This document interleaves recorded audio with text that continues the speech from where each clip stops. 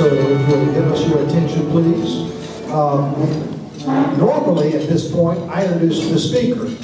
But I'm not going to introduce the speaker because all these questions are going to give you a very complete introduction of him. So instead, I'm going to introduce to you Will Hines, who brought us the speaker. And then Will and I are going to ask the speaker questions. So Will, I will tell you, was born in Spartanburg, raised in Greenville, went to Clemson, and while at Clemson, got involved with a Veterans History Project that interviewed veterans and made recordings of their experiences, which were then forwarded to the Library of Congress. It's something that he is still involved with. So if you know of somebody that he should interview, or if he should interview you, in many cases, you're the people that he should interview, let him know that, because he still does that. He started Sovereign Financial Group, which is a wealth management group and financial planning group. And his credentials is he didn't have any stock in SVB Bank. So they'll be beating a path to your door. So, but before we do begin the questions, Ed asked could he have a moment of time to say something. I would like to thank you for allowing me to come to speak to you today. It's a very distinguished looking group, and I want to say hello to my fellow World War II veteran back in the back when he stood up. Thank you for coming. And my three young gentlemen that are at this table, I'm really delightful to see young people come to learn about this great country and what went on in World War II. And during our questions, if any of us get lazy and let the mic fall away from the mouth and doesn't get as loud, will you raise your hand and I'll keep an eye out, and we will be reminded to keep the mic close to our lips. So Ed, I'm gonna start out, and I'm gonna ask, where were you born and where did you grow up? I was born in Oklahoma City, Oklahoma, and I grew up in Slippery Rock, Pennsylvania. And tell us about your family. My father was a college professor, and he went to Springfield College, and then he taught in Oklahoma, and then eventually went back to Springfield to get his master's degree, and then he went from there to Slippery Rock and was a college professor from 1924 to 1948. I have my mother was she was from Springfield, Massachusetts, and she's passed away when she was 48. So while I was in flight training, and I have one sister who was a teacher, and all her family were military. Her husband was a colonel in the Signal Corps. Her daughter was a major general in the Air Force, and her son was a full colonel in the Army. So her side of the family was completely military. And Ed, what are your memories of the Depression? I can remember picking raspberries and selling them for a nickel to my grocery man across the street. Blackberries and raspberries, and I had my folks had 3 cherry trees in the backyard, and I got up and picked cherries in order to get spending money. And I can remember my aunt coming to visit me. She lived in South Bend, and I must have been maybe 12 or 13. She gave me 15 cents to buy a pint of ice cream at Isley's for my girlfriend. And I didn't know what a girlfriend was at that age. I just knew that she was fun to be around. And Ed, where did you go to school? I went to elementary school, junior high school at Slippery Rock, and I was going to go to Springfield, and then my mother got sick, so I ended up going to Slippery Rock and graduated from there. And it was the best thing that happened, because that's where I met my wife. The second week in school, I met a beautiful young blonde, and we went together 4 years and then got married and spent 76 good years together. So Ed, do you remember where you were when you heard about Pearl Harbor being attacked? Yep, I was in a history class, and everything stopped, and said that Pearl Harbor was taking place.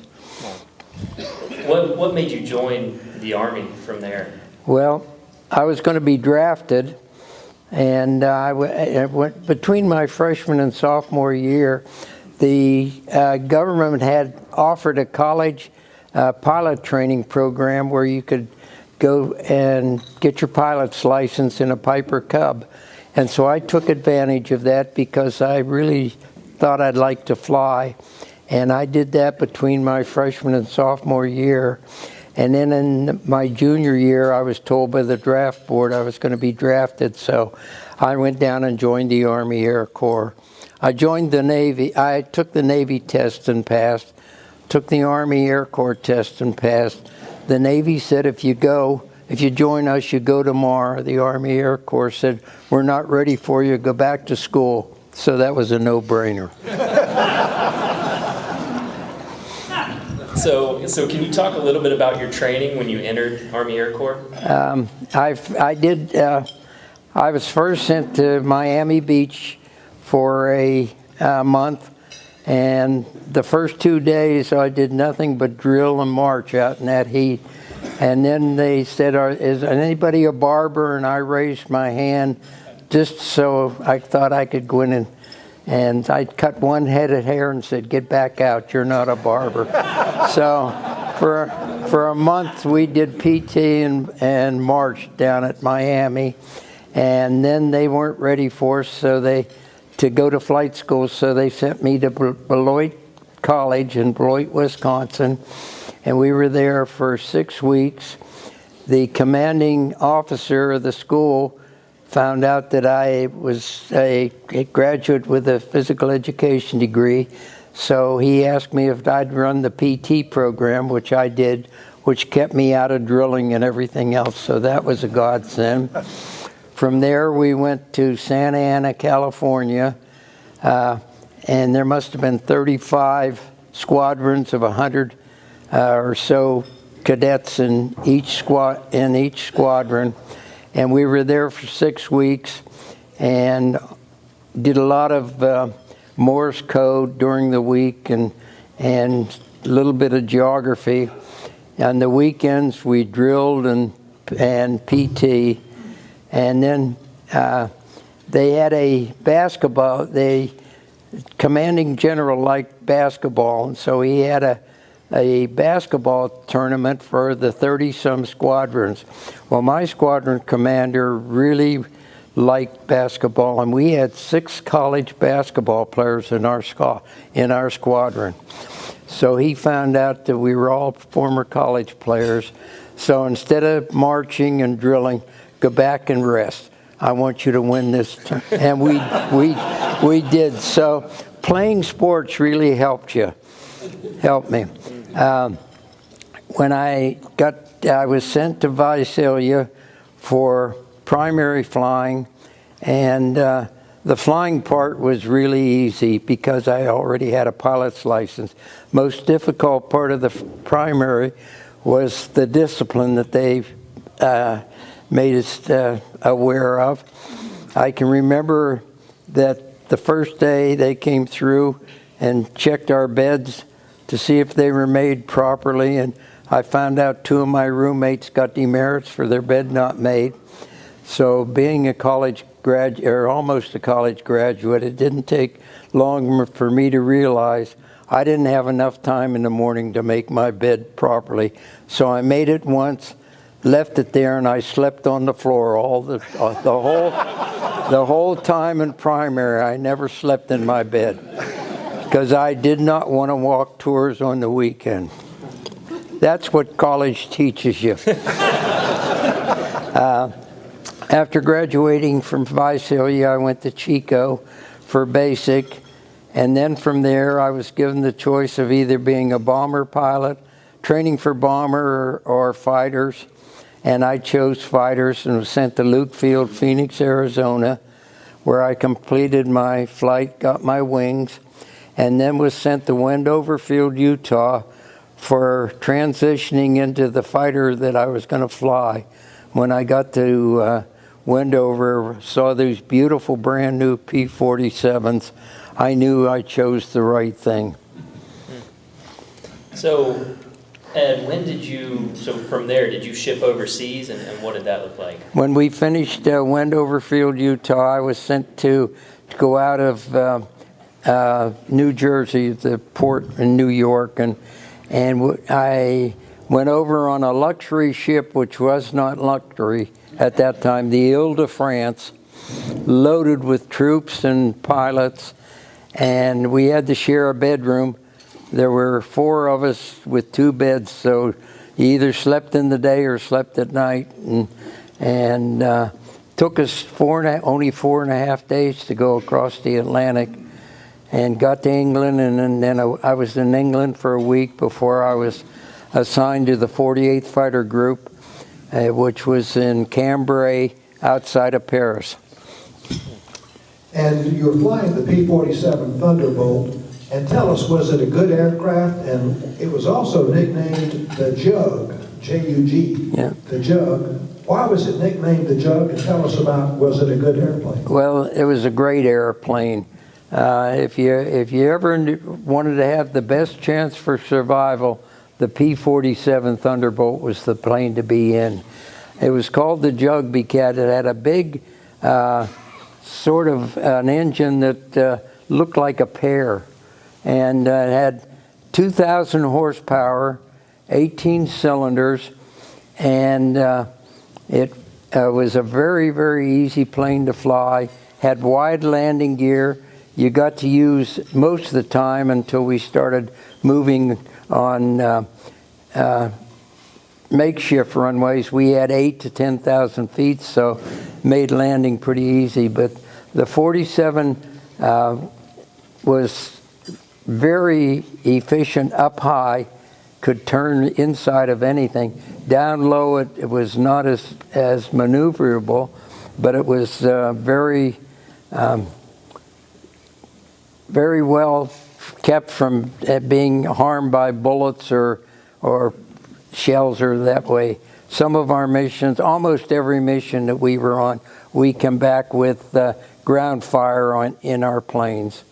And one of the missions I'm going to tell you about, I'll tell about that. And do you remember your first mission?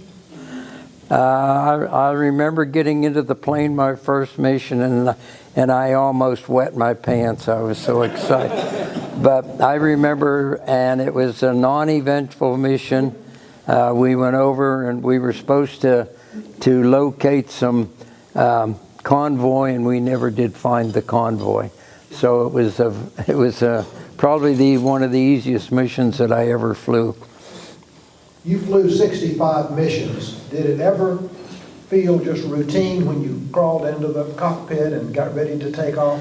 Each day that you got in, you never knew what you were going to run into. Every mission was different. Sometimes they very light ground fire, very light flak. Most of the missions we were on, because we were doing dive bombing and strafing, the flak was unreal.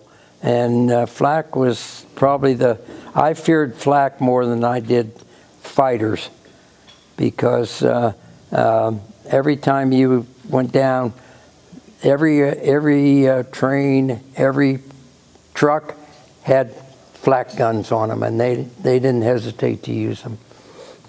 And did your squadron typically fly one kind of mission or another kind of mission, or was there a whole market basket? I only flew one escort mission. The other 64 missions I flew for ground support of the 9th Army. And when they moved, we moved.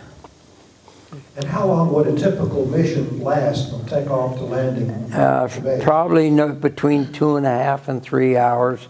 And the only reason they were that because the 47 used a lot of gas, and most of our missions we carried belly tanks, 75-gallon belly tanks, and we used that gas first to so that we could extend to be up 2.5 to 3 hours. So getting into more specifics on your missions, can you talk about the Battle of the Bulge mission where you encountered 2 ME-109s? This mission took place on December 17th, and at that time, the weather was absolutely cold. That was the coldest winter I've ever been in my life in the 21 years. We had almost 3 feet of snow, and it was just absolutely cold. We were told we were going to search out a bunch of Tiger tanks that were supposedly in the woods by Koblenz, which is on the other side of Bastogne. We took off and we found the woods, and my squadron, I was flying wing to our squadron commander. My squadron commander was first down, I was second down. He dropped his bombs, I dropped my bombs. We pulled up, and then on the way up, I looked out at 1 o'clock, and there was an ME-109, and he was firing cannons at my squadron commander. And I called to the commander and told him about a 109, and at that time, the 109 turned, and I saw his 20 millimeter gun blinking. And the next thing I knew, I had black oil all over my windshield, and it was hot oil, and I couldn't see anything. So I put back the canopy. The engine was just chugging along, and I told my squadron commander I'd been hit, and didn't know whether I was going to have to bail out or what, but I'm going to take the plane as far as I can. So he said head 270, which is the direction you go home, and I started going 270, and I'm chugging along just above stalling speed. And I look, and to my right's an ME-109. And I look to my left, and there's an ME-109. And they start to cross behind you. Well, every pilot knows when somebody starts to cross behind you, they're only there for one reason, and that's to start pulling the trigger. And but these 2 didn't. They crossed, and they come in and flew escort and took me back to the bomb line. We were maybe at 1,000 feet, and they throttled back, and they were very, very close, got close to the bomb line. They went like this, they peeled off and went back to Germany, and I kept going. I had no idea where I was. I called on my radio, which still worked, and told them I was hit very badly. Did they know? I had no idea. Did they know where I was? And they said, "What's your airfield?" Some voice came in, "What's your airfield?" And I said, A92. Said, "You're not far, take a 90-degree turn." So I did, and I chugged along, and fortunately I came to the end saw the end of the runway, and just as I was getting ready to land, the engine froze over, so I had to dead stick the plane in. But when I got out of that plane, I kissed the ground, because I was lucky to be alive, and I wished I could see those 2 109 pilots. I would treat them to the best shot of whiskey they could drink. Wow. And so can you talk about another mission from St. Tron attacking Jülich, Germany? On December 6th, as I said, we supported the 9th Army. And the 9th Army was into Germany. They were on the outskirts of Jülich, and they were bogged down. And on one side of a soccer field were the American troops. On the other side were the Germans. And the weather was absolutely horrible. The ceiling was not more than 300 feet. And so when you take off, if you're over 300, you're in clouds. So we were told we would have to fly that whole mission at 200 to 300 feet above the ground, which is just barely above the trees. And so we get over to Jülich, and our squadron commander made one pass over the soccer field. We turned and we saw the ground fire, came back on the second pass. We dropped our bombs. We skip bombed into the German troops, try to drop the bombs in the middle of the field and have them skip into the troops. We found out, and when we got back, that we were very successful. The Americans had moved and the Germans retreated, and they took the town of Jülich. When I landed my airplane, my crew chief said I had better than 30 bullet holes in my plane, and had no idea that the ground fire had hit my airplane. That's how good that P-47 was. I mean, you get 30 bullet holes in your plane, and it still didn't have any idea. Wow. And for the last experience to talk about would be the attack on your base on January 1st by the Luftwaffe. Incidentally, on the mission on December 17th, I lost one of my roommates. He was shot down by a 109, and he was later captured by the SS and killed by the SS. He was he was on maybe his 10th or 11th mission, and I've been fortunate enough to go back to where he crashed and saw the area where he was captured.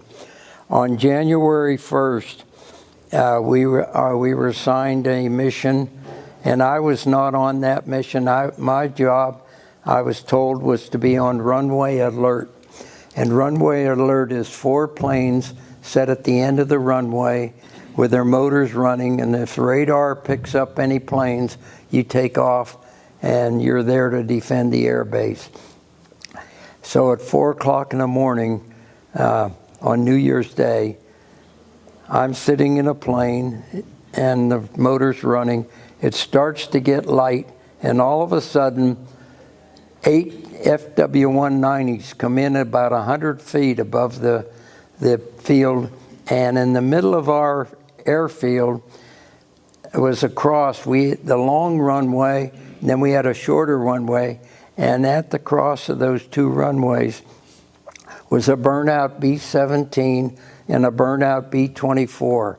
And those FW-190s went right for those bombers, because the Germans hated the bombers. They were killing Germany. And these Focke-Wulf 190s didn't drop their belly tanks. They made a turn, and the anti-aircraft shot down on the first pass, shot down 4 of them.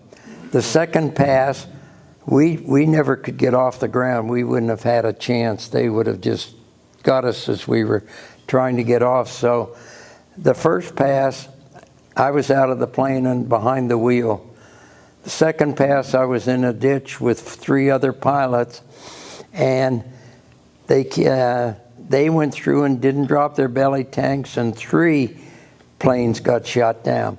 There's 1 plane left, and he made the next last pass. He's coming down right over us, and he keeps going, and he crashes into the runway. The plane explodes. He gets thrown out.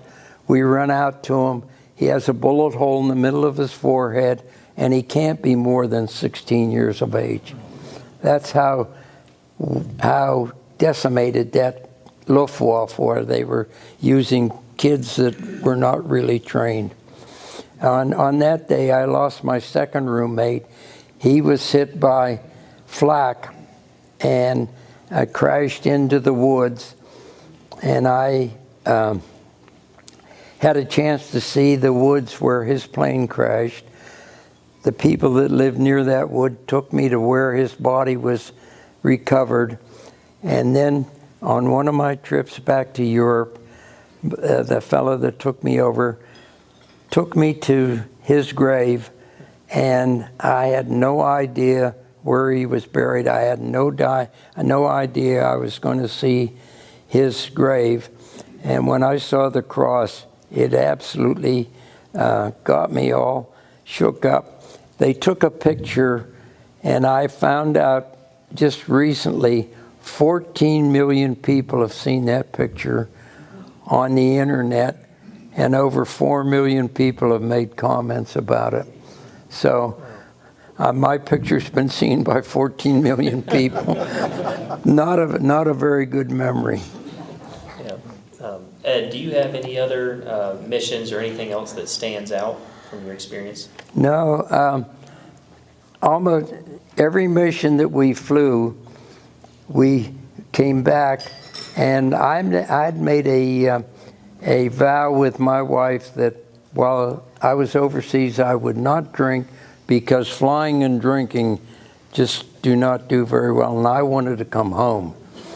And while I was overseas, my lovely wife gave birth to my first daughter, and since I didn't go to the bar, and most of my roommates were the same, we played poker every night. And when you ran out of money, you stopped.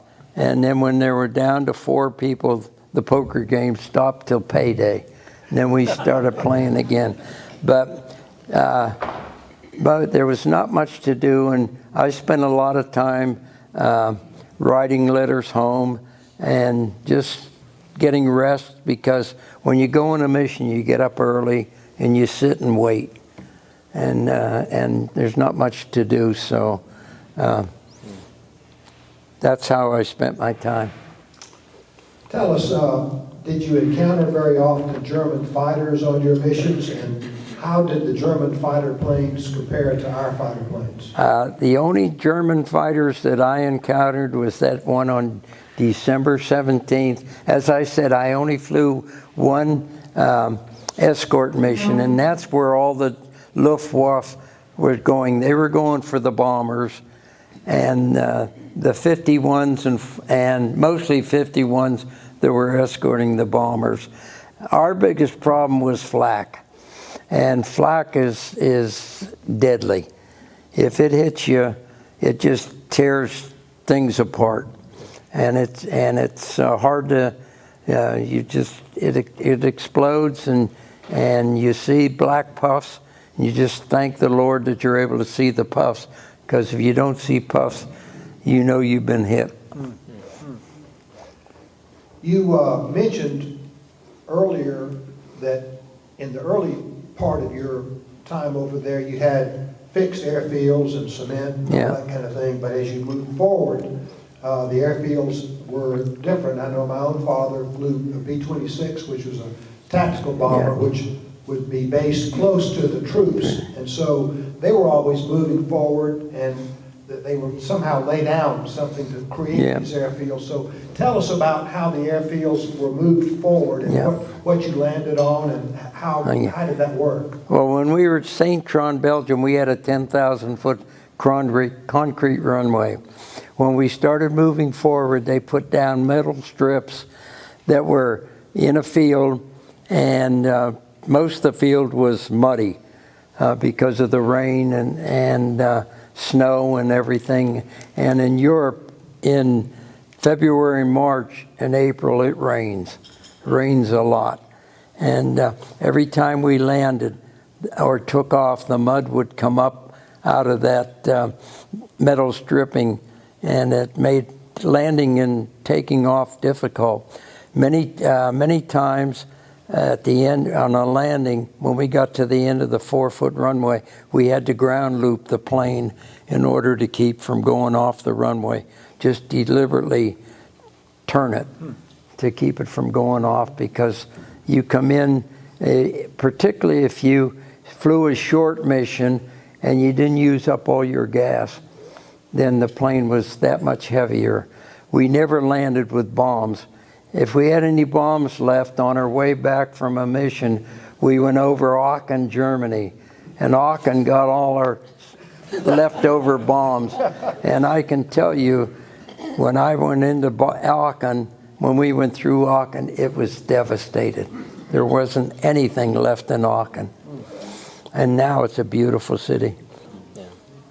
You've told us that you lost 2 roommates and tell us what you did on 2 particular birthdays in their memory.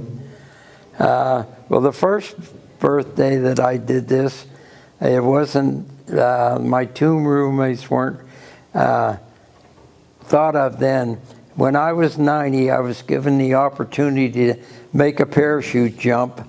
And so I thought, boy, this sounds exciting. So I was fortunate to make a jump from 10,000 feet with Mike Elliott, who was the parachute jumper that took President Bush down. And then when I was at 100 years, 2 months before my 100th birthday, I said, I'd like to really jump in memory of my 2 roommates that I lost. And fortunately, I was able to get Mike Elliott again. And we went up to 14,000 feet this time. And Mike, I can remember Mike saying, now, when I tell you, you lift your feet, because we're going. And when we got to lift to my feet, he said, lift them. And I said, I can't. And the photographer hit him, and he said, you did. And out we went. And it was 14,000 feet of the most beautiful thing. The last 5,000 feet, as you just weave around and look at the countryside, it's the most peaceful feeling that you can have. And I'll guarantee you, if I live to 110, I'm not going to jump again. I've had my jumps, although in April I am going to Dayton, Ohio. The 101st Airborne and the 82nd Airborne are having a big fly-in, and they're going to do a static jump in honor of one of their big person that was big in their organization. And they've asked me to be their guest for 3 days in Dayton, so I'm going to be able to see the paratroopers come down, but I'm not going to be one of them. Well, so Ed, where were you when the war ended? Let me stop and think. I was in Nuremberg, and 2 days before I had finished my 65th mission, which was nothing more than a reconnaissance flight, because everybody knew the war with Germany was just about over. And our mission was to fly over German airfield, fly over where Germans were stationed to see that what was going on. And it was and that was my last mission. And I was in Nuremberg when the war ended. The 48th was told that they would be going from Nuremberg to Antwerp to get on a ship to go to Japan. All pilots that had 65 missions or more could go home, and I had 65 missions. So I'm home. I go home. When I come to San Antone to get discharged, all the buddies that were on the ship going over to Japan met me down there, and they were all 1 rank higher than I were. They got promoted on the way to Japan. But I had 30 days at home they didn't have. So, but that one promotion followed me all the rest of my military career. So instead of ending up as a full colonel, I ended up as a light colonel, which is fine. So what did you do when you left the service? I was trained to be a school teacher. I took a job at Beaver High School as a teacher of general science and basketball coach. And not because of me, but because I inherited 8 really good basketball players. We only lost 2 games during the season, and if they had a good coach, they would have won those 2. But they didn't. But anyway, near the end of the school year, a young man in the Navy outfit came into school, and he introduced him, and he said, I was the basketball coach. So that told me right then I'm no longer the basketball coach at Beaver. So I went for a job, and I went to Neville Island and taught there 5 years and coached football, basketball, baseball, taught PE. And then I went to Penn State I went to Pitt to get my master's degree. And then I wanted to get a doctor's degree because I wanted to teach in college. I went to Penn State for 2 years undergraduate assistant, and I lived in a house. My backyard was right next to Joe Paterno's backyard, so I got a chance to be very good friends with Joe Paterno, and I can tell you what a great football coach he was, and a great individual. From there, I went to Milton Hershey School for 3 years because the job that I was going to take was not going to be open for that length of time. And I was director of athletics at Milton Hershey, which was an all-boys school in Hershey, Pennsylvania. And that was a great experience. And then I became professor at Westchester University, teaching health and PE. And I coached the tennis team and the assistant coach of the swimming team, because I'd played 3 years of tennis at Slippery Rock, and had an experience of playing against Donald Budge, if any of you ever remember Don Budge from the Wilson Sporting Good. I was his sacrificial lamb when he came for the exhibition. But after I had coached tennis for 5 years, the golf coach was going to retire, and I knew I wanted to coach the golf team, so I got to be the golf coach for 25 years, and had great kids. In fact, in June of this year, I'm going to be playing a week with 5 of my golfers that I coached 1970, 71, 72. We did that in Florida last year, and we're going to do it in Avalon, New Jersey. And so these guys are all in their early 70s, and we're going to spend a week playing golf. So Ed, did you ever maintain contact with anyone who was in your squadron, or look anyone up after the war? I used to go to the squadron reunions, and now there's only one pilot that's still alive besides myself. He's 3 years younger. He joined the outfit right out of high school. His name is Jake Cooper, and he lives in Buffalo, New York, and he and I correspond regularly. We email each other. He's not in very good health.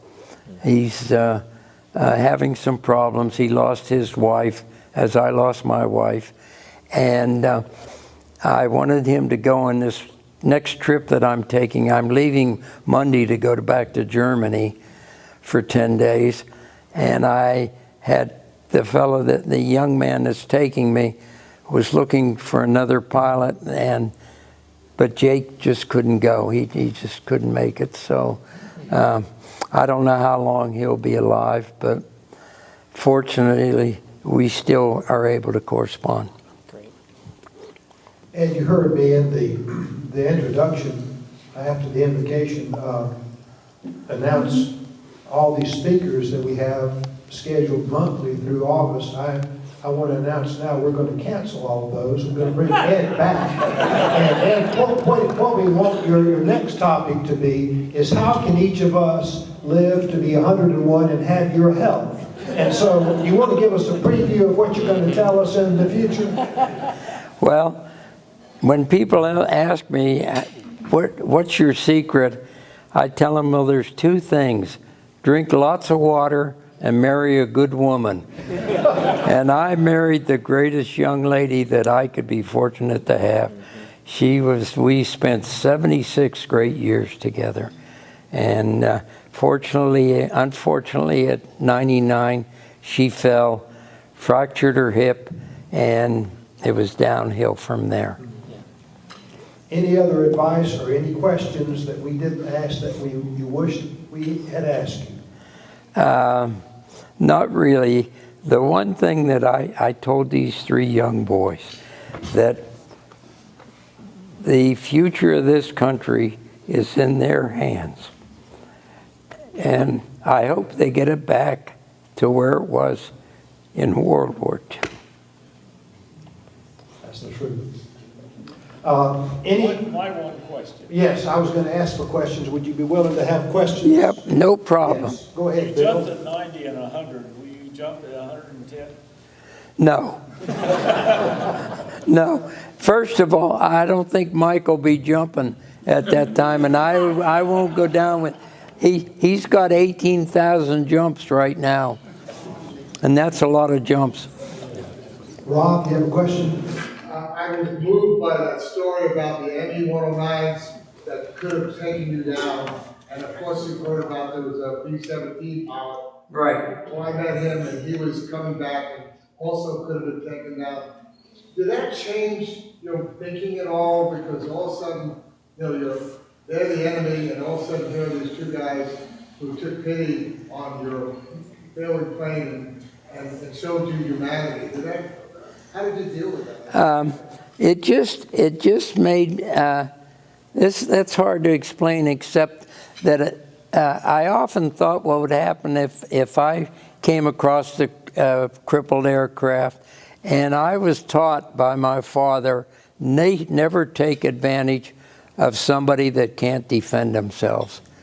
And I think they were of the same mold, because I would never take advantage of anybody in that condition. They had enough problems without worrying.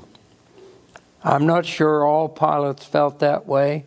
I haven't talked to any other pilots about what they would do in the situation, but I know that's what I would do.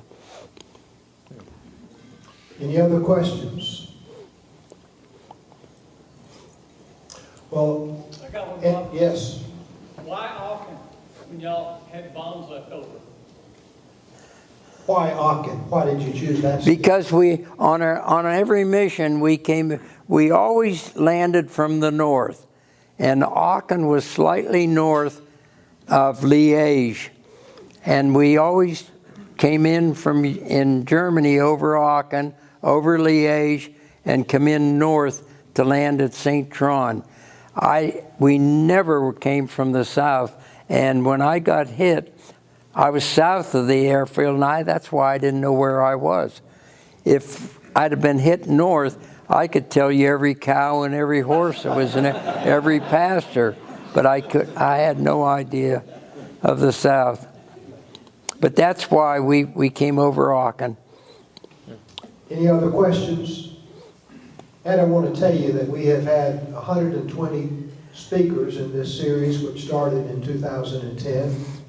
And you're the 121st, and I will say, and I'm sure that everybody here agrees, there has not been a better speaker and not been a better presentation. Well, I appreciate that very much. My only failure is that I do not have words that are adequate enough to thank Ed and Bill for what they did, not only in the war, but as part of the greatest generation, to rescue this country from the Depression, win the war, and put it on the path to the economic prosperity that we enjoy today. You are indeed the greatest generation. You honor us, both of you, for being here. Thank you so very much. I want to ask for an ovation for our two.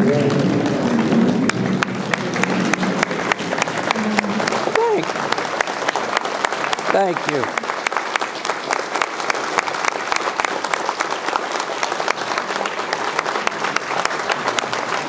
Great job. Okay. Thank you all very much, and look forward to seeing you next month.